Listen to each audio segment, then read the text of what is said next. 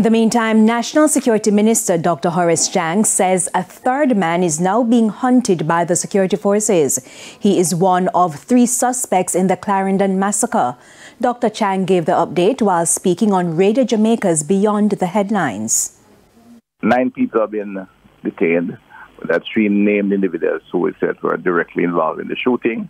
1 gave themselves up earlier today, as well as alluded to by Mr. Bailey, and this one engaged the police in a shootout and was killed in Tollgate just this evening. I was going to mention it later.